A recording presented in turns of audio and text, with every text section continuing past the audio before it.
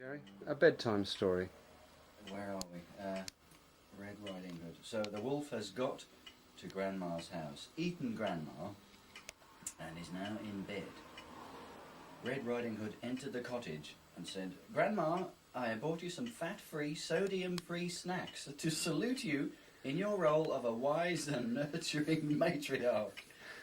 From the bed, the wolf said softly, "Come closer, child, that I might see you." Red Riding Hood said, "Oh, I forgot you were as optically challenged as a bat. Grandma, what big eyes you have." "They have seen much and forgiven much, my dear." "Grandma, what a big nose you have." "Only relatively, of course, and certainly attractive in its own way."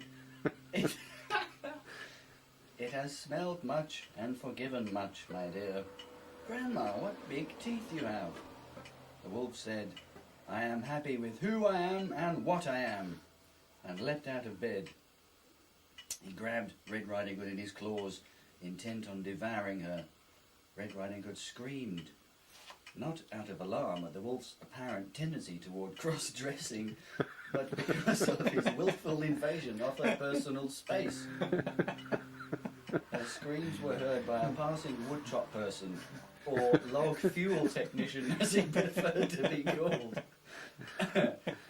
When he burst into the cottage, he saw Melee and tried to intervene. That must be a misprint. The melee, I suspect. Yeah, but as he raised his axe, Red Riding Hood and the wolf both stopped. "And just what do you think you're doing?" asked Red Riding Hood.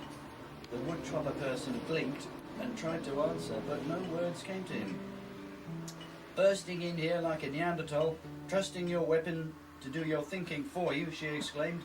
"Sexist, speciesist, how dare you assume that women and wolves can't solve their own problems without a man's help?" When she heard Red Riding Hood's impassioned speech, Grandma jumped out of the wolf's mouth, seized the woodchopper person's axe, and cut his head off. After this ordeal, Red Riding Hood, Grandma, and the wolf felt a certain commonality of purpose. They decided to set up an alternative household based on mutual respect and cooperation, and they lived together in the woods happily ever after. Good.